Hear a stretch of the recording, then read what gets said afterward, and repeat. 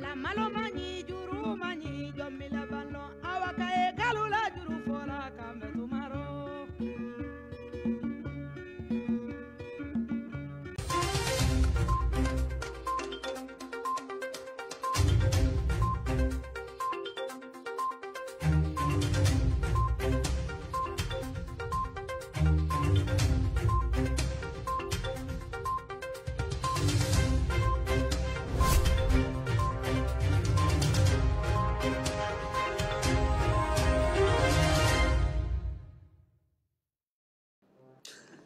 Malien aw salamu alaikum ambe malien be foka be wala nyman don wakati na malikono ani malikoka aw fenfebe ni wakati na ko aw sogalindo ouverture media la ambe aw foka aw wala nyman don ka yira aw la ka fo ni aw ka jemu ka mandi damne ni o ye cerno decrypter ko cerno ka a wala wala anga munde wala wala ami seka ka dongodo o yekuna funi munumbe aw fa jamana kono malien ambe o de fo dongodo akira politique strawye akira mumbe jamana yere kono jamana don kunka akira artiste ko koy akira entrepreneur ko koy malien on dabe se abakurba damado maka uluta ka wala wala kosobe to dunkana wala sa jamana ngono mo be se ka utanfa do choko muna famo fana be se ka do mumbi ka passer u ka jamana kono cerno decrypter damne na ma nyina aw fe malien aya partager kosobe dien dongo do ni akuno funi kura aba kalama ka fo anga jamana kono ni ala ko ne duguje ka ba soro kuno funi bakilimbe na on be kuno funi fla wal masaba nani bonyongo ta doro ka ulu wala wala doro o kurate ka fo tote kuno funi nyenamo ye abe kuno funi nyenamo ye sabula kuno funi ngana ka chan jamana kono nere barakera nyogo were be munu be arajo so ni telu la nga fuli bibla be kilinkili nay bebe kuno funta ka iseko ni damayira kala adabo kunye ka malion kuno funi ka awboko kalama ko munu bi ka ke jamana kono beki tanfando ani ka don fana ko munu bi ka ke jaja ni mai ni fana minena la fana be se ka nyangi ame fuli bla anga magistrat ye anga procureur baw ani ka fara anga famaw ka ni wati na manga avocat fana foko wala nyman don malien ambe foli la si aw be kilinkili na mali seleke nani kono ka takay fo kidal aw munu be kan laje Côte d'Ivoire Burkina fo ka tabla Congo Kinshasa Angola nuna ani France jamana ni Ameriki fo ka tabla Chinois jamana ani Japona chorno ba fo aw ye ko aw bismillah ambe araba duya la bi jouer kalo o klin wolon fla o ye bi samba fla ani muka ani kelen donko do mi siga ka kuna furu kura de bi jamana kono mu men ngambala kono bi malien o ye ko kaba ko ma belebele ba fla munu be ko amina wala wala jamana do nyinga o de be se ka sababu ye mun ba to abe se ka jense choko muna jamana do ni nyonche mo be se ka bwa kalama o folo jume ambado sirama malien ambado sirama adusu kashile de sira ama ouverture media la ko kuma ba kono malien ka sababu ke fenye femu be ko anyeshirama alere bulu aka hakendara kirala amina kuma ko kaba kuma do famado de tambe sojo ni oye hotel belebele baye ka fientige alela ka sababu ke muyi aka sokono nan munni abi badala buku kono ko luanso de bitu ngono akira sababu luanso bulla sabula so injombe alena ka duche so be ka joni barake minamu no e gri o gri be ka mununu ale ka so sanvela ni nyogonje giri mumbe ko alata ko ke chukudo abse ka boga be atumuma mata chukuya don amba nyi wuli ka jo chaman zabati au ka lame ko so be manmonto ko dan abika débrouiller aka sola sabula ala ya afuruche o miniji dogoya ambe do kay ala ka hinala bi tien sobi o ale be ka débrouiller yere malien o do fana de nambe kana sojo kay wuli ka jonna sku beke anyebala ça ne va pas bi ambassadeur de chorno de ki plateau ka wala saka famo interpeller ka adamade nyumo interpeller ka slameo interpeller beka wuli ki jo aka seka de meni ngoina mumba to amogo be seka nyina bo chukumuna donc ayre flambulo plateau koro amina klaka kumakan dama bi foli bla aw ya rapidement nanglalo lamstra ko babu to kono nga yano che sujet flana e jume malien nyono mara la dugudo de be ko sango a dugude do be anga ouverture media la ko jadisu tambe ko dugu mine mate bo mate du niya akle damado e de bi sibiri temeni dugu ani nyono che klobiduru ani boki were o ye anga mali yoro do e ambalma flow chaman be bamanon chaman be ani boki wera jatete me klo flaka malio dugudeun wi kule kambla wi ouverture media chedon wele wi ga mado blakana mamu yere nasre ale yere fache be ku wele ko aka wulika jo sabati choko nasku be famo be se ka bwa kala makomu be ka ke uluka dugu kono choko muna fie tigele do ulula u deseme ka boka tuka furula malio amina o chen yere so plateau ka abe kuma kan lame kosobe kanye kuma mumuna buda kaba ko kuma do amba nyina aw fay franka ka partager wala sa akuma kan mi se ka seyora chama choko muna an bɛ kuma di an baw ma ko folikanw bila kɔfɛ an bɛna tila ka segin ka na ne ba Taribasi Tila folikan ɲɛsin maliyɛnw ma fɔlɔ yanni an ka don babu kɔnɔ. N bɛ jamana bɛɛ fɔ kuma ka gɛlɛn ne ma. D'accord, merci, bienvenue. Demasa Taribasi Tila somɔgɔw bɛ di i fana ka folikan ye jumɛn ye? Bon, n bɛ maliyɛn bɛɛ fo a b'u sigilen mana kɛ yɔrɔ o yɔrɔ n ka foli bɛ bɛɛ lajɛlen ko bɛɛ ni su ko Ala kana basi k'u la, Ala ka jamana ɲɛma jɔ, amina yarabi, Ala ka jamana tacogo ɲuman di jamana faamaw ma, ami ami, ka foli bɛ bɛɛ lajɛlen. merci beaucoup Demba. Maliyɛnw ni de bɛna kɛ aw ka bi cɔrɔnɔ décrypte jɛmukan taabolo ye, taabolo minnu bɛ yen ko aw bɛɛ bɛna faamuyali sɔrɔ a la san an bɛna tila ka segin ni ka se ka taamaw kɛ a kumakanw kan walasa jamanadenw a bɛɛ bɛ se ka tata sɔrɔ a la cogo min na.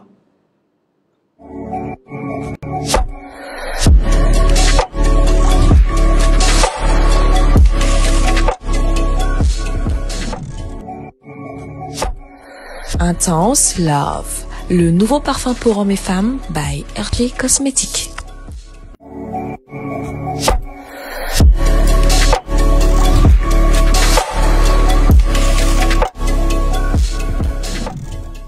Pure Séduction, le nouveau parfum pour femmes par RJ Cosmetics.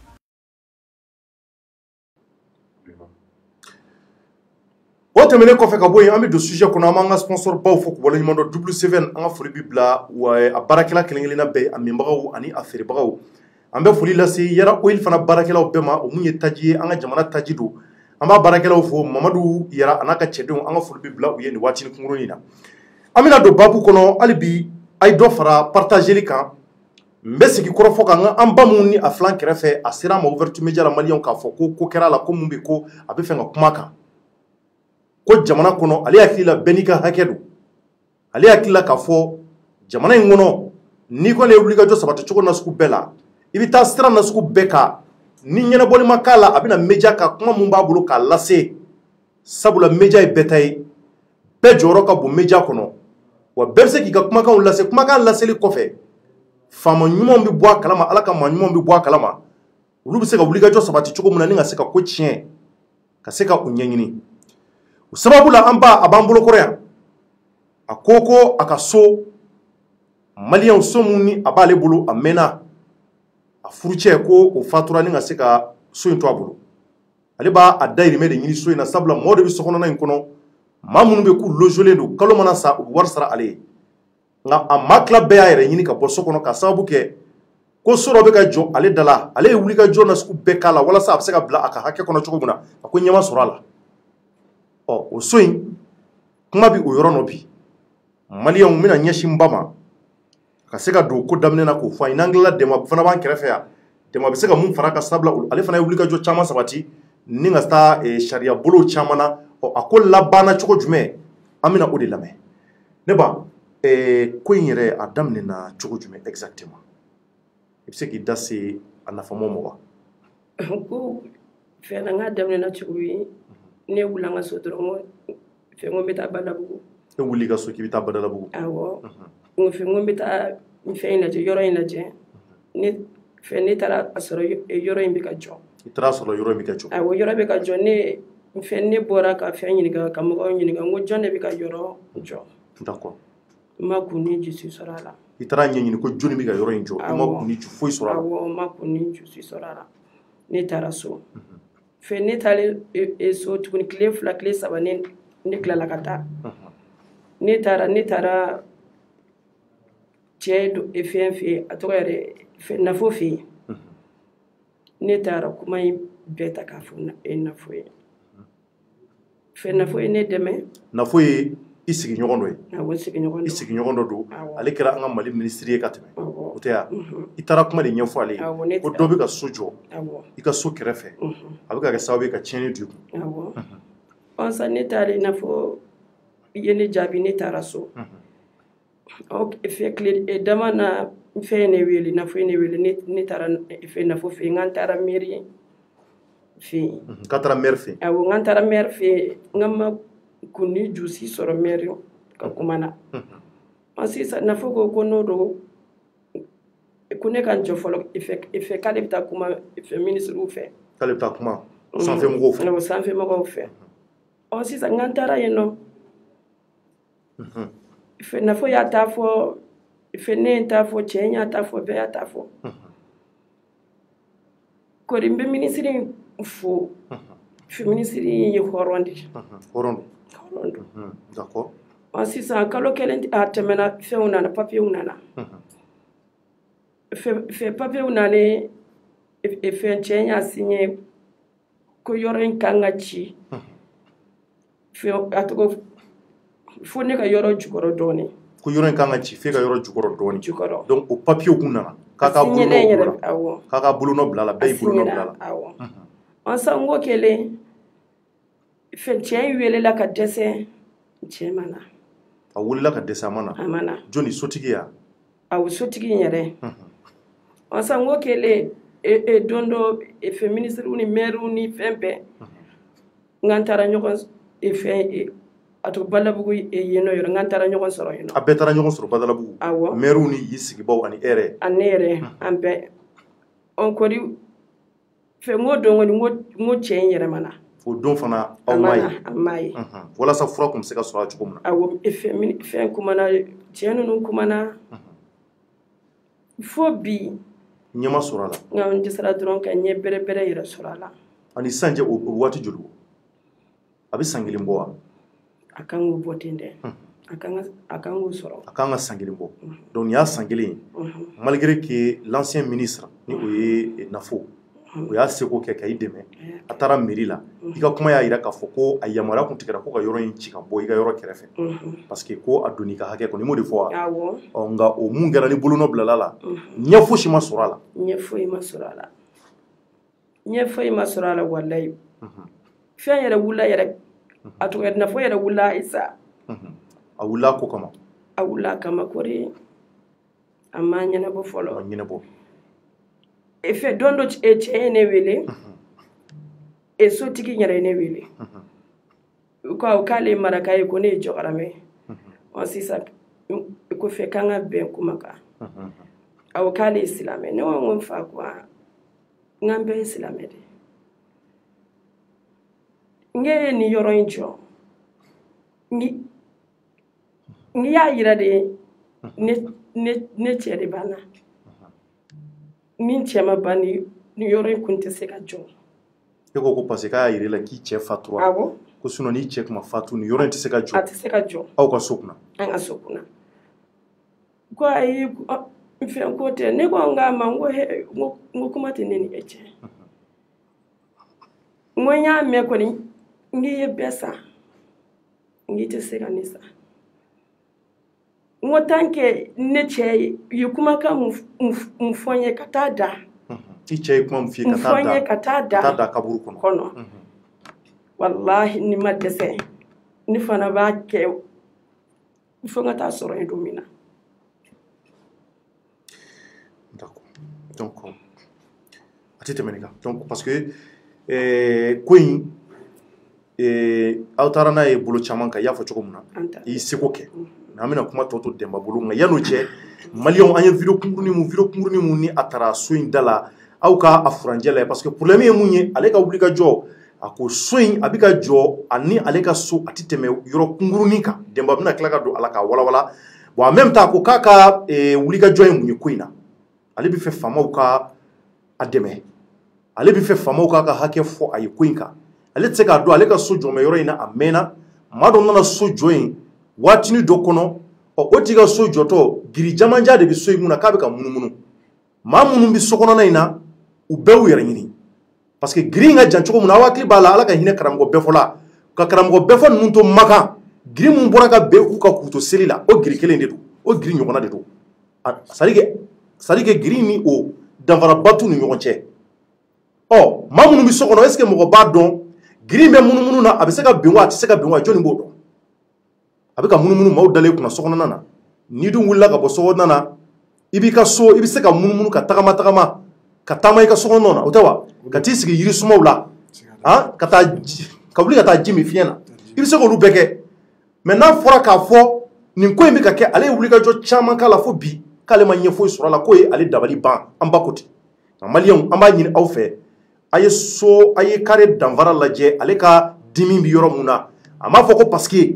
ko cɛ bi yɔrɔ mun na ko ale bɛ ko wɛrɛ nɔ dɛ ko cɛ b'ale na ni fiɲɛ de cɛ cɛ b'a ni fiɲɛ cɛ o tɛ wa a bi ni fiɲɛ cɛ a kɛmɛ ka kare dɔgɔya bolo kelen et puis en même temps fana giri de jɔmɛ so kunna a bɛ ka munumunu a ka so kunna a kɛra sababu ye a b'a dayirimɛ sɔrɔ luwanse mun na ni a furu cɛ ni ala ye o miniji dɔgɔya o bɛ kiyama bi o taara k'o yɔrɔ de to a bolo walasa a bɛ se ka ni denmisɛnninw balo n'o ye cogo min na ɔ maa si t'o kɔnɔ bi ale bɛ ka balo ni ala ka masaya ye ɔ nin ko bɛ na to nin cogoya la wa jɔnni bɛ sɔn ka taa don sokɔnɔna in na ka nin yɔrɔ in to en chantier qui jɔnni aw ni ne an ka jɛ an ka kare danfara lajɛ ne balimaw maliyɛnw n ka foli b'aw bɛɛ lajɛlen aw bɛɛ salamaleykum aw ɲɛ tɛ nin diɲɛ wuliso in na fo anw si so da kɔnɔ fo an si so da kɔnɔ an ka da de filɛ nin ye tan a filɛ so filɛ hali an tɛ se ka bɔ k'an firifiri an ka so aw yɛrɛ k'a lajɛ dɔrɔn dɛ a y'a lajɛ a y'a lajɛ u nana ala minɛ ka nin so in de jɔ anw da la yan kare bɛɛ filɛ aw ɲɛ b'a la so fila ni ɲɔgɔn cɛ a filɛ hali anw tɛ se ka fiɲɛ sama an mɔgɔ mɔgɔ bɛ bada in na yan espace mun tora bɛɛ b'a kɛ jardin de ye so tɛ se ka jɔ a la n balimaw a y'a lajɛ dɛ wa nin ko in bɛ senna bi a bɛ ɲini ka na kalo 8 bɔ tribunal tɛ tribunal ye maire tɛ maire ye commune 5 maire tɛ maire ye diɲɛ papier bɛɛ donna kan hali bolo ma wuli ka bɔ a nɔ la a filɛ nin so min filɛ nin ye muso cɛ sabagatɔ dɔ de ka so ye mɔgɔw kun b'a kɔnɔ luwanse la u b'a luwanse sara a b'a kɛ k'a dahirimɛ balo a so filɛ nin so in santier belebeleba in kama a giri filɛ fo muso ka so kɔnɔ aw bɛɛ ɲɛ b'a la muso ka kogo filɛ a ye giri lajɛ a ka so kɔnɔ u bɛ tilen ka beton de ta k'a yɛlɛ muso ka so kɔnɔ giri la nin cogo la luwansew ko k'olu tɛ se ka to yan ko danger b'a la luwansew bɔra muso ka san 3 contrat a tiɲɛna nin sotigi sababu la ko Azizi Magalɛ a ko k'ale tɛ siran ko wari de b'ale bolo ko wari de b'a ɲɛnabɔ ale bɛ faamaw san wa ale b'a ka yɔrɔ jɔ hali sini sɔgɔma diɲɛ bɛɛ dɛsɛra la aw ɲɛ b'a la a y'a lajɛ dɛ a y'a lajɛ diɲɛ bɛɛ k'a lajɛ ɔ ne bɛ wele mun bila Mali autorités ye ne dalen don n ka autorités la juge ɲuman magistrat ɲuman bɛ jamana in kɔnɔ yan minnu b'u ka baara dɔn domaine mɔgɔw minnu b'u ka baara dɔn nin ko in bɛ ka kɛ Badilabugu bada de la blabla fan fɛ k'a ye ba de geren ka bɔgɔ kɛ k'a geren ka na so jɔ aw bɛɛ k'a lajɛ bɛɛ ka ba geren diyagoya ka so jɔ mɔgɔw kunna yan an ye diɲɛ ko bɛɛ kɛ an taara diɲɛ yɔrɔ bɛɛ an ye boliboli bɛɛ kɛ ɲɛ ma sɔrɔ a la. D'accord, donc maintenant an ma ɲɛsin e ma débat i ye vidéo in kɛ ka kare kɔnɔna yira maaw la pour que maaw bɛ se k'a faamuya kosɛbɛ ka ɲɛ komi kuma ka gɛlɛn an ba ma donc an bɛna kuma nafama to e bolo kuma bɛ yɔrɔ mun na so in an fa mun bɛ k'a ka yɔrɔ jɔ a bɛ se ka kɛ yɔrɔ in dira ma maire dɔ de fɛ o tɛ wa o tɛ a bɛ se ka kɛ gafe ɲumanw b'a bolo a b'a ka hakɛ k'a ka yɔrɔ jɔ ou bien nka aw ye wuli ka jɔ sabati ni ka taa sariya bolow la ka fɛn caman kɛ mun fɔra aw ye tari a ye mun kɛ exactement a ko la. Voilà Thierno ɲininkali diyara n ye yanni n ka don kuma kɔnɔ n b'a fɔ asubilahi mina sitani razim mɔgɔ mɔgɔ kulo bɛ na an ka foli b'a bɛɛ ye tuguni i ye ɲininkali mun kɛ sisan yanni n ka ɲininkali in jaabi mɔgɔ min bɛ ka yɔrɔ in jɔ gafe bɛ sɔrɔ a bolo mais gafe min b'a bolo ɲininkali bɛ kɛ est ce que o gafe in b'a permettre a ka étage 7 jɔ nin terrain kunkurunin sanfɛ wa an b'o ɲininkali kɛ parce que munna an b'o ɲininkali kɛ a taara yɔrɔ o yɔrɔ a b'a fɔ ne ka papier bɛ bolo ne ka papier bɛ bolo maa si ma papier ye a ɲɛ la mɔgɔ mɔgɔ dun bɛ ba dawolo in na so in hali anw yɛrɛ ka so in n'i y'a ye an ba ma se ka jardin k'a la parce que a ma sigi yan u tun bɛ Zanbi u nana a tɛ tɛmɛ san 2 kan o y'a sɔrɔ papier bɔra yɔrɔ in na donc yɔrɔ in dun bɛ ba dawolo de kɔnɔ so in yɛrɛ a y'a jɔ a ye carré kɔnɔna ta a tilala ka ba gere k'a jɔ bon a dabaliman bɛ ne minɛ faama min bɛ se ka papier di nin yɔrɔ in na ko k'a kɛ étage 7 ye. n'a taalen sariya la qu'est-ce qu'ils ont dit wulikajɔ jumɛn kɛra ko la. bon an taara sariya la an ma taa sariya la directement an taara sariya la indirectement n bɛna n da don o kuma la ka ɲɛ f'i ye u ye réunion dɔ kɛ ministère la de l'habitat et l'urbanisme plutôt u ye réunion kɛlen a compte rendu bɔra u ye sɛbɛn bɔ u y'a yira so jɔla in na k'a tɛ sariya kɔnɔ a ye sariya sɔsɔ étage 7 tɛ se ka jɔ yen yɔrɔ in na ale ko mairie de ye autorisation d'a ma n'o ye commune 5 mairie ye k'a k'a jɔ ministère y'a fɔ a ye ko mairie tɛ se ka nin autorisation di anw de domaine de habilité non ka nin autorisation di i ma i k'a jɔ o gafew bɛɛ bɛ yan o gafe bɛɛ b'an bolo il y a encore pur Thierno donc au degré bɔra u y'a imputé maire la k'a di participants bɛɛ ma kelen kelen k'a fɔ maire ye a ka disposition ta a kelen do ka mɔgɔw ka carré barré a ka carré in libéré mɔgɔ tɛ se ka mɔgɔ ka carré barré o sariya foyi to a bolo ka mɔgɔw ka carré barré a k'o bɔ yen so fana a k'a jɔ a kana tɛmɛ a sigiɲɔgɔn ka so niveau kan depuis étage bɛ étage kelen na maire y'a papier sɔrɔ a ma hali wuli ka bɔ a dɔ la a imputera yɔrɔ caman polisi la tribunal la a imputera wa a yɛrɛ welela ka papier d'a ma parce que a tun bɛ réunion kɛ yɔrɔ la a fɔra a yɛrɛ ye mais a seginna ka na a ko ayi ko fa bɛ anw na ko Mali tɛ yan ale ka yɔrɔ bɛ jɔ bon effectivement an tora o kɔnɔna la fo bi so bɛ étage 6 de la bi yanni étage 6 cɛ an y'a ye baara ma jɔ an seginna ka taga domaine na tuguni an bɛ domaine directeur fo yan yɔrɔ la mun kɔrɔ cɛ in hɔrɔn do silamɛ do a y'a jɔ a jɔyɔrɔ la fait directeur domaine directeur a ko a ma baara jɔ k'a ma baara jɔ a ko bon problème t'a la komi a ye sariya sɔsɔ ale kulo jalen do a tɛ kuma mɛn kuma fɔra a ye a bɛ sariya sɔsɔ sisan ale yɛrɛ bɛ plainte la don a kama au nom de l'état a bɛ min ci commune 5 tribunal la commune 5 tribunal procureur k'a wele k'a ye sariya sɔsɔ a ka ɲankili da kan ani ɲankili min ka kan et puis girin ka jigin ka bɔ mɔgɔw da la o papier taara commune 5 na bi commune 5 tribunal la mais est ce que cɛ in nɔ do e bolo est ce que mɔgɔ dɔ de ma yɔrɔ fɛ est ce que mairie yɛrɛ de ma yɔrɔ fira ma e bolo bon cɛ ka kuma fɔ cogo la mairie ma yɔrɔ fira ma mais a bɛ se ka kɛ mairie ye yɔrɔ feere mɔgɔ wɛrɛ de ma n'o ye surakakɛ dɔ ye surakakɛ dɔ de kɛra sababu ye ka yɔrɔ in fana feere ale fana ma mais yan'o cɛ kuma tun b'a la papier b'u bolo yala yala o yɔrɔ yira mɔgɔ mɔgɔ la bɛɛ ko ba kɔnɔna de don a tɛ se ka jɔ olu t'a san ale de ye a yɔrɔ san donc n bɛ segin ka na kuma kɔnɔna la plainte talen commune 5 tribunal la a bɛ kalo 6 bɔ olu fana ko k'olu ye dossier imputé gendarmerie la ko enquête bɛ en cours effectivement gendarme nana ka na yɔrɔ lajɛ u seginna u taara jaabi fɔ procureur ye o y'a sɔrɔ procureur kɔrɔ min bɛ yen o bɔra u nana procureur kura ye jaabi min bɔra o la ko bon ale bɛ domaine jaabi fo bi an b'o makɔnɔni la jaabi ma di fɔlɔ jaabi ma di fɔlɔ ta tɛ mɛnɛ sisi tɛ bɔ cɛ kɔni bɛ k'a ka baara kɛ sigiɲɔgɔn tɔɔrɔlen don mankan ni giri la wa muso fana mago salen don parce que a perdila ka kɔnɔna la dimi bɛ yɔrɔ min na o ye giri de ye o tɛ wa o don parce que giri de fait que giri bɛ ka munumunu so kunna giri bɛ ka munumunu so kunna hali an yɛrɛ minnu ye dutigi ye an bɛ siran ka don giri in kɔrɔ parce que béton kuru belebeleba de bɛ giri in na et puis giri in sigilen don yɔrɔ min na a ka yɔrɔ yɛrɛ la yɔrɔ ba kɔnɔna de don bɔgɔ nɔrɔ de bɛ yen giri in sibɔrɔ yɛrɛ bɛ se ka tigɛ ka bɔ ka bin n'a binna a bɛ bin anw de ka so kan giri in yɛrɛ bɛ munumunu anw de ka so kɔnɔna la c'est à dire a bɛ tɛmɛ so sanfɛla fɛ an ka so sanfɛla fɛ fo an ka so camancɛ a bɛ tɛmɛ a fɛ ani béton a imagine a fɛn bɛɛ b'an bolo hali a photo wa an y'a bɛɛ don dossier fana kɔnɔ caman d'accord a tɛ tɛmɛ o kan maintenant wulikajɔ parce que an b'a ye kɔni nin ko ninnu kuma da la ni ninnu bɛ kɛ nazara jamana na parce que giri ka taa tɛmɛ maa so c'est à dire si so kɔnɔ c'est très dangereux n y'a fɔ cogo min na parce que matériel minnu don a bɛ se ka kɛ adamadenw de bɛ ka matériel kɛ o fili bɛ se ka na a la à tout moment n y'a fɔ cogo min na donc danger b'a la kosɛbɛ kosɛbɛ kosɛbɛ donc maintenant wulikajɔw kɔnɔna na sisan a b'i niveau jumɛn na sisan le fait que weleli ma di aw ma fɔlɔ an ma wele fɔlɔ ka fɛn fɔ a ye a b'o niveau de la wa bon wulikajɔ kɔnɔna la an tɛ yɔrɔ si parce que an ye yɔrɔ bɛɛ kɛ an jigi tun ye min ye o ye ministère ye ministère y'a réunion kɛ k'a ka avis di k'a ye sariya sɔsɔ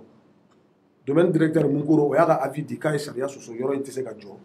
u ye papier ci tribunal ma an bolo ni papier sera tribunal ma procureur bɛ dossier ta k'a di a traité baga ma procureur tɛ se ka baara jɔ mais a bɛ dossier di a traité baga ma u k'a ta k'a lajɛ u k'a traité d'accord donc o hukumu kɔnɔna la an ye makɔnɔni kɛ mais fo bi jaabi ma bɔ a la baara ma jɔ k'a ko ɲɛɲini foyi bon cɛ dun kalikan don k'ale ka wari de b'a bolo ko wari de b'a ɲɛnabɔ ale ka so a bɛ jɔ a ka di mɔgɔ ye a bɛ jɔ a man di mɔgɔ ye a bɛ jɔ o de la an kamana gannen ne ko an balimamuso ma a ka na Thierno ka plateau sanfɛ tiɲɛ de bɛ fɔ yan degun min b'a kan a kana yira maliyɛnw na mɔgɔ ladiri bɛ jamana in kɔnɔ yan o ma ban koyi ɲɛmɔgɔ caman de bɛ yen a bɛ magistrat kunda a bɛ ministre kunda a bɛ directeur kunda minnu bɛ hadamadenw ka hakɛ dɔrɔn ɲini ka bila kɔnɔ n'i ma wuli k'i ka bana yala i t'a fura sɔrɔ o de y'an seko y'i ma plateau la yan bi pour que faamaw bɛ se ka bɔ a ko kalama cogo min na faamaw bɛ se ka bɔ a ko kalama cogo min k'a dɔn min bɛ ka kɛ balabugu bilabila kɛrɛfɛ Amadini kɔfɛ i b'i to bilabila kɛrɛfɛla la ka so in kunkolo ye kɔfɛ wa mɔgɔ si tɛ ba dawolo in na min y'a jɔ minisiri min n'a ka minisiriya bɛ yen o b'a dɔn a man ka jɔ o ye giri de k'a la k'a kɛ jardin ye. D'accord a tɛ tɛmɛ o kan ne ba maintenant i ko i ka laɲini ye vraiment nin ko in bɛ se ka ɲɛɲini cogo min na i y'o de fɔ mais mun b'i bolo kɔrɔfɔ jumɛn b'i bolo ka ɲɛsin hali bi an ka autorité ma pour que ko in bɛ se ka lajɛ cogo min na parce que i ko i mako salen don tant que so in ma ban fɔlɔ e tɛna mɔgɔw sɔrɔ ka don i ka so kɔnɔ parce que giri bɛ ka munumunu i siso kunna donc danger b'a la a kɛmɛ sababu ye bɛɛ bolila ka so to yen bɛɛ banna so la i y'o de f'i ka kɔrɔfɔ la mun b'i bolo ka ɲɛfɔ. mun bɛ ne bolo fɛn mɔgɔw ma ban halisa mɔgɔ ɲuman ma ban diɲɛlatigɛ kɔnɔ. mɔgɔ ɲuman ma ban diɲɛlatigɛ kɔnɔ. ma k'a fɔ ko a tɔgɔ ko n cɛ banna dɔrɔn n bɛ mɔrɔmɔrɔ n bɛ kasi n bɛ fɛn kɛ ne t'o kɛ ne ko de n ka fɛn a fɔ cogo di n ka droit ɲini n yɛrɛ. e k'i ka hakɛ. awɔ ne bɛ n ka fɛn de ɲini n ka hakɛ de ɲini bi don wa sin don ne t'a dɔn bi a bɛ se ka kɛ n bɛ taa sini a bɛ se ka kɛ n bɛ taa ni n taara ninnu bɛ kɛ cogo di sini denw de bɛ n bolo fɛnw de don a tɔgɔ ko denmisɛnninw de don. den minnu bolo denmisɛnninw don. denmisɛnninw de don. d'accord. fɛn cɛ in y'a kale k'ale t'a bila ne fana ye n kale n ko n t'a bila fo don min na ni sara dɛ n ko kɔnɔna bɛ se ka jɔ ni n kɔni ma sa wallahi n t'a bila. ok donc a tɛ tɛmɛ nin kan nin waati in na maliyɛnw a y'a ye k'a fɔ vraiment an ba kɔni u nana u dama kasi nin na donc an b'a fɔ hali bi ko in ala k'a tiɲɛ bange nka wulikajɔ ani cɛsiri ale ko laɲini tɛ dɔwɛrɛ ye ale bɛ fɛ vraiment a ka nin ko in ka ta bala ko sabula a b'a dahirimɛ de sɔrɔ so in na téléphone numéro dɔ b'aw bolo a bɛ sɔrɔ mun na. téléphone numéro b'an bolo Thierno mɔgɔ mɔgɔ b'a fɛ k'an wele u bɛ se k'an sɔrɔ 76 20 00 14 76 20 00 14 o de y'aw ka téléphone numéro ye d'accord hali bi ala ka ko in tiɲɛ bange ala ka a ko ɲɛ an bɛ foli lase aw ma nin wagati in na k'a fɔ a yɛrɛ bɔra k'an ba ka kɔrɔfɔ lamɛn k'a ye k'a fɔ nin ko in ko nin de dimi bɛ a la donc k'a nana ka na a dama kasi vraiment ko ka ko ɲɛɲini sabula u ye wulikajɔ caman kɛ ka taa sariya bolo caman na nka ko a ɲɛ ma se ka sira sɔrɔ ale bɛ mun nɔfɛ o ye ale ka so giri bɛ ka munumunu a kunna a kɛmɛ sababu ye ka kare minɛ ale yɛrɛ la a ka kɔrɔfɔ la donc ale bɛ fɛ ale bɛ faamaw ka wulikajɔ kɛ ka se k'a dɛmɛ nin ko in kɔnɔ maliyɛnw an b'a fɔ aw ye hali bi nin ko in ala k'a tiɲɛ bange an sigilen kɔni don k'a taabolo lajɛ téléphone numéro bilala numéro mun ni wulikajɔ bɛ se ka k'a la k'a ɲɛɲini ni mun bɔra ko tɔ la inshallah an na segin tuguni ni ka se ka na o da aw tulo kan an b'a fɔ ne ba ala k'aw garisɛgɛ ko tɔ la an bɛna ɲɔgɔn sɔrɔ sujet partie filanan na ni o ye dugu mun bɛ yen ko sango ale bɛ ɲɔnɔmara la maliyɛnw a dugudenw bɛ kulekan na ka welekan bila jamanadenw ye k'a fɔ ko depuis sibiri tɛmɛnen olu ka dugu minɛnen don u la jadisiw fɛ an bɛ ɲɔgɔn sɔrɔ yan dans quelques instants.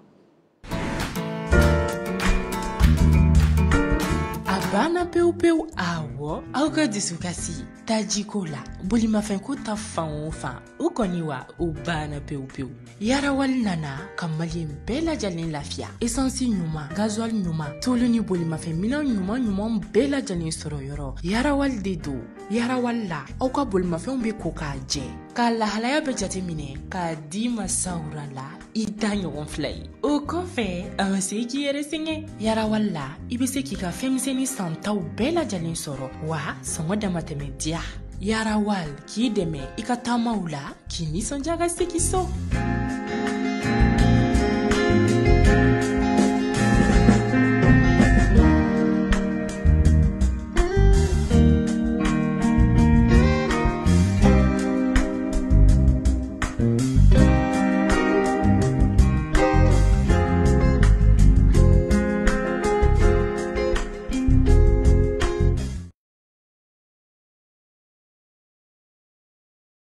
ne fa somɔgɔw bɛ di Basi foyi sari basi t'i la reste. i toro ka gɛrɛ dɔɔni donc maliyɛnw an ɲɛ bɛ an fa mun sigilen la u ka dugu nin wagati in na ko u ka dugu mɔgɔw ye weleli kɛ a somɔgɔw bɛ ka weleli kɛ ka yira k'a fɔ ko vraiment u mɔgɔ bɛ jamanadenw ka dɛmɛ na ka faamaw alerter ka u bɔ ko kalama i tɔgɔ ni jamu Ne tɔgɔ Mohamed Kulibali. Mohamed Kulibali donc maintenant i bɛ se k'i da don a la aw ka dugu tɔgɔ An ka dugu tɔgɔ Sɔngɔ. Sɔngɔ Awɔ. Sɔngɔ ale bɛ Segu mara fɛ Ale bɛ Segu mara fɛ. Ɲɔnɔ cercle kɔnɔna na. i b'i kan kɔrɔta kosɛbɛ i toro ka gɛrɛ ale bɛ dɔɔni i toro ka gɛrɛ k'i kan kɔrɔta An ka dugu bɛ Segu mara fɛ quoi. An bɛ Ɲɔnɔ mara kɔnɔna na quoi. An ka commune yɛrɛ plus précisément o ye Jabali de ye. o ye Jabali de ye. On est à peu près 50 km de Ɲɔnɔ. 23 km de Jabali. 5 km 50 km 50 km de Ɲɔnɔ 23 km de Jabali. 23 km de Jabali. Jabali d'accord maintenant ko mun de kɛra effectivement a ka dugu la Bon samedi sɔgɔmada joona fɛ fajiri jigin waati jarisiw nana ka na dugu fan bɛɛ lamini o y'a sɔrɔ mɔgɔ dɔw bɛ yen nɔ o bɛ taa chasse la quoi an ka dugu kɔnɔ mɔgɔ dɔw bɛ to ka taa chasse la mɔgɔ 2 to ka taa kungo yala la to ka taa kungo yala la u bɛ taa kɔnɔw ni fɛnw faga quoi sonsanw faga donc olu natɔ ka bɔ kungo yala la olu natɔ bɔ kungo yala la olu nana sɔrɔ dugu bɛɛ minɛnen don mɔgɔ ninnu fɛ donc olu nana k'u bɛna fɛn olu mɔgɔ ninnu commencé ka ɲɔgɔn gosi a bɛ n'a fɔ mɔgɔ ninnu ye à longue distance mɔgɔ ninnu commencé k'u gosi donc olu mɔgɔ 2 minɛ donc o y'a sɔrɔ donsow fɛnɛ bɛ dugu kɔnɔ an ka donso dama damani b'an ka dugu kɔnɔ donc mɔgɔ ninnu ye dugu bɔda ni donda bɛɛ minɛ donda 4 ani bɔda 4 u y'a bɛɛ minɛ mɔgɔ ninnu ye dugu bɛɛ minɛ u ye dugu fan bɛɛ minɛ bon o y'a sɔrɔ mɔgɔ damadɔni minnu solila ka taa foro la donc olu commencé ka ɲɔgɔn avertir quoi donc k'a fɔ ko marifa mankan bɛ ka bɔ ko marifa mankan bɛ ka bɔ dugu kɔnɔ o y'a sɔrɔ an ka dugu donso kamalen dɔ fɛnɛ tun tagara ale fɛnɛ tun taara solila ka taa foro la ye bon ale segintɔ dɔ y'a fɔ a ye ko bon ko mankan bɛ ka bɔ k'i yɛrɛ ɲini cogo di yɛrɛ la dɛ o y'a sɔrɔ ale fɛnɛ bɛ ka na moto la ale n'a dɔgɔkɛ ale n'a dɔgɔkɛ bon à longue distance olu y'a essayé k'a b'a yɛrɛ échapper u commencé k'a gosi bon heureusement pour lui kisɛ y'a sɔrɔ mais kisɛ y'a sɔrɔ a woro la kisɛ y'a sɔrɔ a woro la a ma se ka sɔrɔ a kɔnɔ fana kisɛ y'a sɔrɔ a woro la mais a sera ka échapper ka ɲɛ a échappera bon a n'a ka moto résolvera donc kisɛ olu sɔrɔ quoi voilà mais ale kɔni sera ka don dugu kɔnɔ quoi mais mɔgɔ ninnu ma se ka don dugu kɔnɔ parce que donso damadamani bɛ dugu kɔnɔ donso damadɔni bɛ yen minnu b'a la k'u firifiri voilà minnu bɛ se ka dugu fɛngɛ kuma bɔ dɔɔni quoi donc ka daminɛ o don na jusqu'à l'heure où nous sommes dugu minɛnen don dugu minɛnen don k'a daminɛ sibiri la fo bi bi arabadonya dugu minɛnen don dugu minɛnen mɔgɔ tɛ don mɔgɔ tɛ bɔ a daminɛ don yɛrɛ bon dɔw ka fɔ la a daminɛ don yɛrɛ an ka mɔgɔkɔrɔba an faw tun b'an wele k'a fɔ an ɲɛna bon olu minnu ye forotigi olu minnu ye dutigi ye olu tun bɛ to ka essayer ka bɔ k'a fɔ k'u bɛ taa foro la ye quoi denbaya tɔ kɔni bɛ to so donc n'i bɛ taa foro la u b'i cɛkisɛ la ni baga tɛ cɛ la ou bien k'i bolo la ni baga t'i bolo la u b'i cɛkisɛ la n'a sɔrɔ baga sirilen tɛ i cɛkisɛ la awɔ donc a daminɛ tun bɛ ten kabini bon o kɛra tile kelen bon tile filanan o kɛra dimanche donc dimanche ta kɔni na bon o y'a ye k'a fɔ bon mɔgɔw bɛ ka commencer ka taa foro taga min na o y'o fana jɔ donc o ye foro taga ko in bɛɛ jɔ pewu dimanche sufɛ o commencer ka gosili kɛ quoi jɔnni commencer ka gosili kɛ jadisi ninnu commencer ka gosili kɛ bon o commencer ka gosili ka na dugu kɔnɔna na donc donso ninnu fana y'a essayer ka u yɛrɛ défend quoi donso damadɔ bɛ dugu kɔnɔ u fana y'a essayer k'u yɛrɛ défend quoi bon mɔgɔ ninnu kɔni u siègelen don ayi sisan ayi an filɛ yɔrɔ min na ko sisan u bɛ ka dugu bɛɛ lajɛlen minɛ sisan mɔgɔ tɛ bɔ yɛrɛ hali mɛnɛmɛnɛ tɛ bɔ dugu da fɛ hali mɛnɛmɛnɛ tɛ bɔ hali mɛnɛmɛnɛ tɛ bɔ a ka dugu da siri maaw da la maa tɛ bɔ maa tɛ bɔ maa tɛ fosi tɛ bɔ u ka renfort kura yɛrɛ nana kunu u ka renfort kura nana kunu jadisi ninnu renfort kura parce que u ka base yɛrɛ de Buga wɛrɛ u ka base de Buga wɛrɛ base Buga wɛrɛ ni ye pont tigɛ ni ye an ka dugu bɔra pont tigɛ ka taa Buga wɛrɛ côté la dɔrɔn i tɛ fosi marifa ni pick-up kɔ u kɛmɛ ka yen bɛɛ minɛ u bɛ ka yen bɛɛ minɛ n'i kɔni ye Buga wɛrɛ pont tigɛ k'a fɔ i bɛ taa Buga wɛrɛ côté la dɔrɔn i donn'o cɛ la donc u ye renfort wɛrɛ ko wele ka na bon an kɔni tiɲɛ yɛrɛ la an bɛ don min na ko bi appel cayalen don faw ni baw ni kɔrɔ wala k'aw wele Bamakɔ yan aw minnu bɛ yan nɔ aw minnu bɛ Bamakɔ yan k'a ka ko dɔ kɛ voilà an ka essayer an bɛ se ka ko lase yɔrɔ min ma an ka firifiri an seko n'an damayira la a k'o kɛ parce que u bɛ degun na u bɛ so kɔnɔna na mɔgɔ tɛ ka bɔ mɔgɔ tɛ ka bɔ mɔgɔ tɛ ka don imagine balo min bɛ yen n'o banna a bɛ kɛ cogo di wallahi ma na min bɛ n'o banna a bɛ ka cogo di condition tɛ ka changer fosi bon an fɛnɛ bɛ jamana de kɔnɔna na bɛɛ bɛ nisɔn ka sara bon jamana in a b'an bɛɛ de ye wa i m'a faamuya bon o bɛ ka autorité wele bon ne yɛrɛ ka nin kɛ nin na yan nɔ donc n nana ka appel lancer autorité ye quoi donc u ka wuli vraiment Mali bɛ yɔrɔ min na tiɲɛ yɛrɛ yɛrɛ la l'air est grave i m'a faamuya l'air est grave l'air est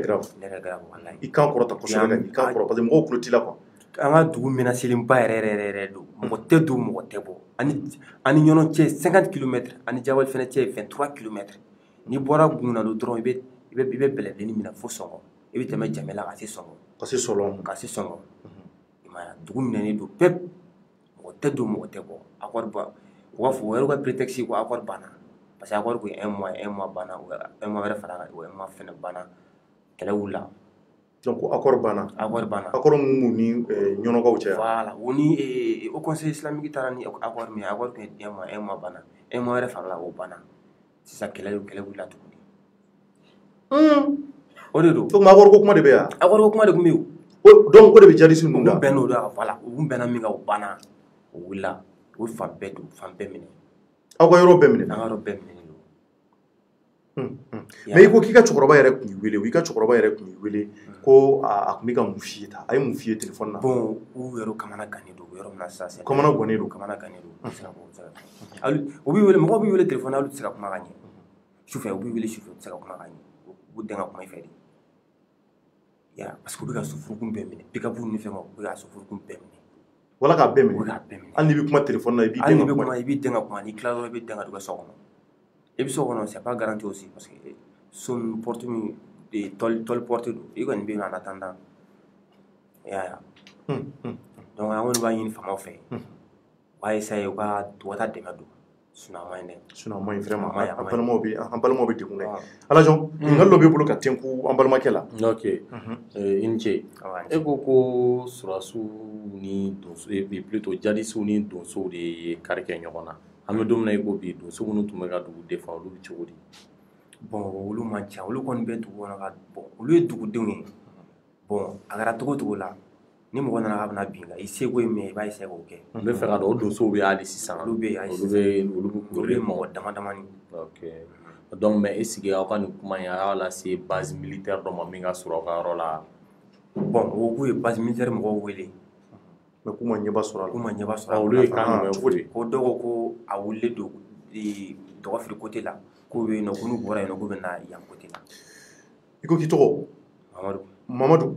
donc Mamadou maintenant an b'a lajɛ ni ka se ka vocal dɔ tɛmɛ ni o ye ko in daminɛna cogo min na an ye vocal in sɔrɔ e de fɛ o tɛ wa donc vocal in maliyɛnw an b'a ɲini aw fɛ a y'a lamɛn ni dugudenw bɛ ka an wele k'an k'u wele ko u mansaw bɛ dugu in kɔnɔ Sango o tɛ wa Sango ye ɲɔnɔ kɛrɛfɛ jamana dɔ don ani ɲɔnɔ cɛ kilo 50 ani boki wɛrɛ cɛ boki wɛrɛ o ye kilo 2 ou bien kilo 3 voilà buka wɛrɛ kilo 5 ou bien o de ta tɛmɛ olu kan kilo 3 ɲɔgɔn na donc ko in daminɛna cogo min na ale balima minnu bɛ yen nɔ n'a kɛra ka minnu to yen nɔ exactement u ye mun ci an ma ka o fɔ a ye an ka jɛ an k'o lamɛn ɲɔgɔn fɛ dɔ de b'a ka fara o kan hali kunu aranfɔri kura de nana ka na fara o kan yɔrɔ in na yen nɔ tuguni ko in kɛra kɛcogo min na samedi sɔgɔma joona fɛ u sɔrɔla depi fajiri ka yɔrɔw bɛɛ datugu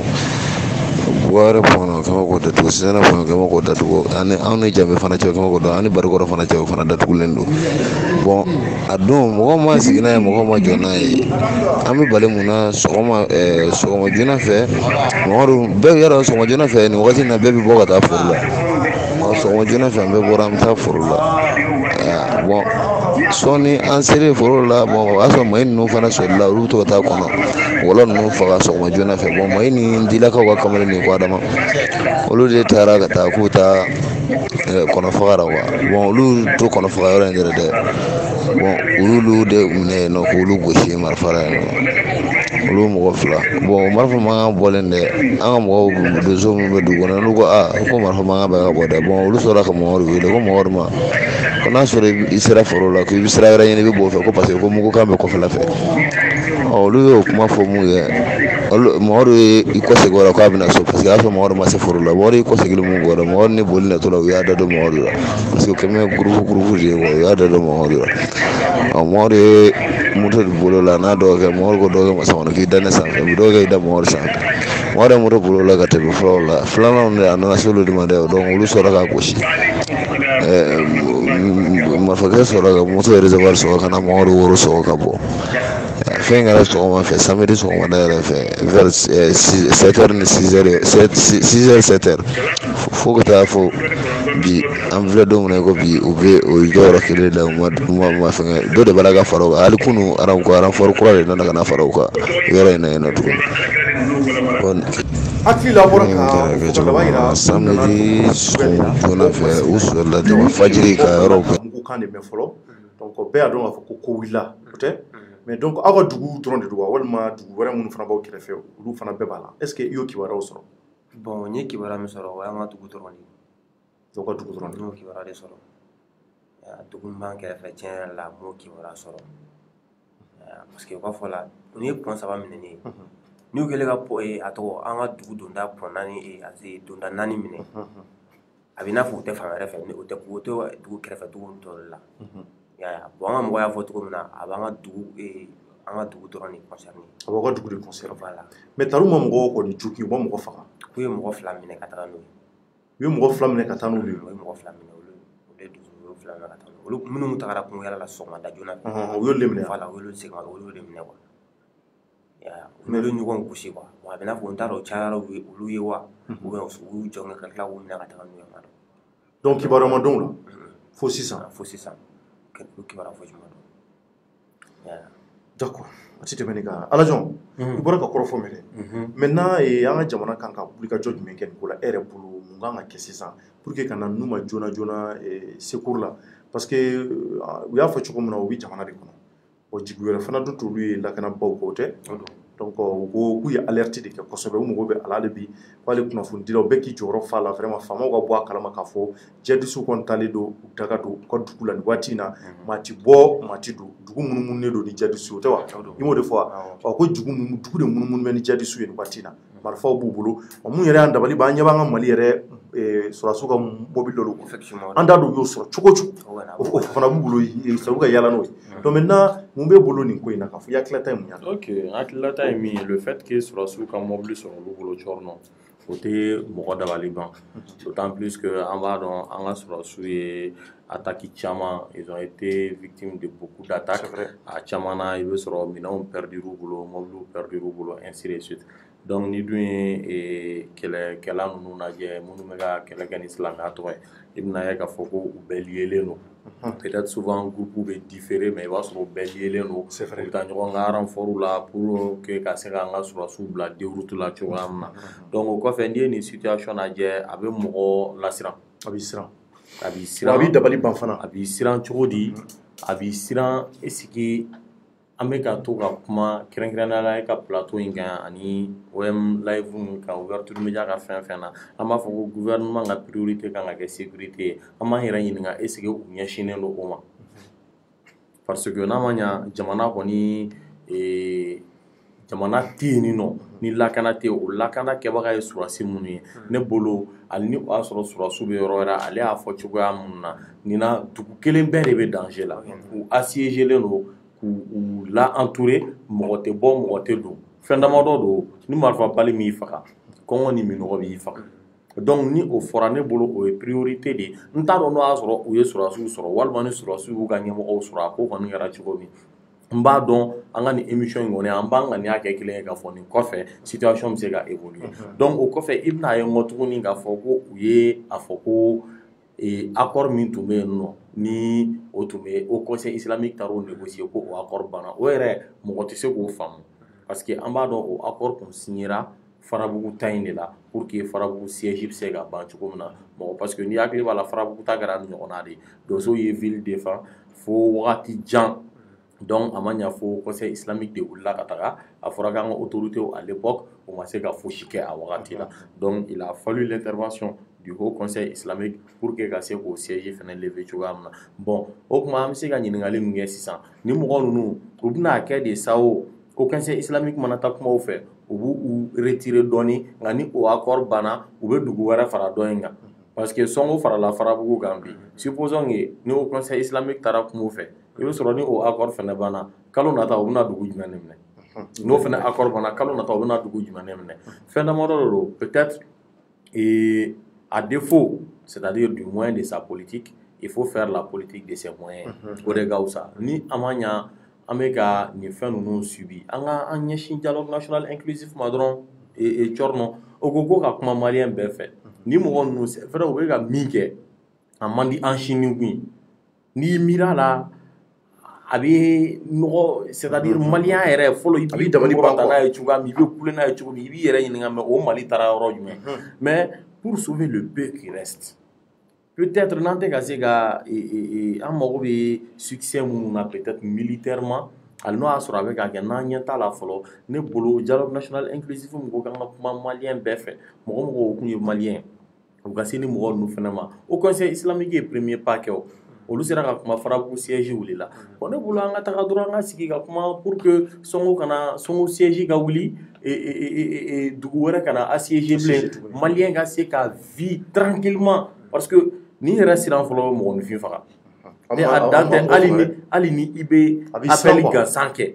n'i bɛ appel gansan kɛ il faut que i dogo k'o kɛ ka tila ka boli ka don so kɔnɔ tuguni donc nin kɔni an tɛ se k'a faamuya c'est à dire o tɛ tile kelen yɛrɛ tile fila tɛ fɔ tile naani ninnu bon o y'a daminɛ de o cɔrɔnɔ mɔgɔ minnu ko o conseil islamique ka accord banna u bɛ ka tila ka renfort wele ka na ça veut dire qu'ils sont là-bas pour quand même dans la durée wulili ko tɛ u kɔnɔ k'a fɔ k'an taara an ye mɔgɔ kelen de minɛ ka taga o côté ninnu kɔnɔ u bɛ fɛ ka dugu yɛrɛ bɛɛ de si latunu bon donc an bɛ min fɔ o yɔrɔ la sisan wulikajɔ de kan ka kɛ joona joona ni an tɛ fɛ ka sobanda ni fɛn fagaliden masi minnu kɛra centre la ala tɛ fɛ k'o ɲɔgɔnnaw ye il est temps que wuli ka kɛ n'a ma ɲa n'an tɛna se ka o kɛlɛ militairement an ka kuma n'o ye c'est tout quoi vraiment an ka kuma n'o ye i ka kɔrɔfɔ laban ye jumɛn ye faamaw tulo b'i la ko i somɔgɔw bɛ k'i wele k'i k'u dɛmɛ donc i bolila ka na anw de ka média la k'i bɛ fɛ ka kɔrɔfɔ bila ka ɲɛsin an ka jamana faamaw ma n kɔrɔfɔ b'i bolo kuma laban na bon ne ka kuma laban kɔni ye min ye kan kɔrɔta ne ka kuma laban kɔni ye min ye ne bɛ appel de lancer autorités ye u b'a essayer u ka ko dɔ kɛ quoi parce que nin ko in filɛ nin ye au fur et à mesure kɛlɛ bɛ ka taga ɲɛ o bɛ ka essayer ka dɔ fara terre kan toujours o bɛ ka essayer ka avancer toujours quoi i n'a fɔ cɛ y'a fɔ cogo min na quoi donc fɔlɔ la mɔgɔ min bɛ bɔ yɔrɔ la n'u bɛ ka na yan nɔ n'u commencera ka na tuguni toujours u bɛ essayer ka na n'u ka camp n'u ka fɛnw de ye donc tila ka n'u assiéger yen nɔ donc n'o kɛra sisan anw maliyɛnw de bɛ sɛgɛn anw maliyɛn min bɛ yen nɔ donc se wɛrɛ t'an ye bilen se min kɔni b'an ye dɔrɔn an bɛ appel de lancer ni faamaw y'an ka kumakan mɛn u ka essayer ka wuli joona u ka taa u ka fasodenw u ka t'u dɛmɛ quoi voilà ne b'o de ɲini u fɛ quoi Musa tɛ yan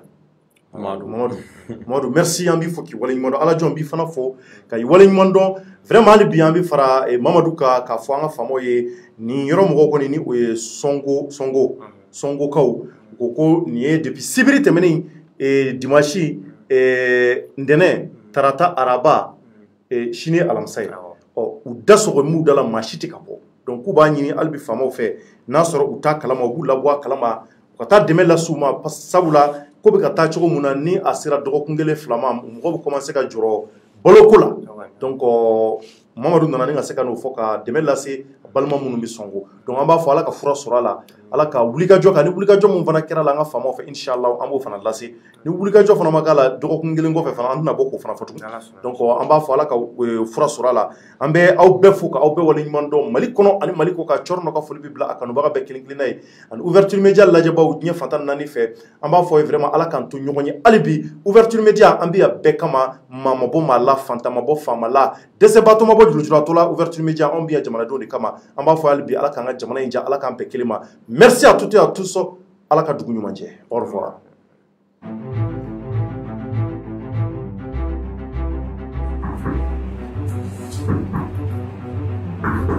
Oui.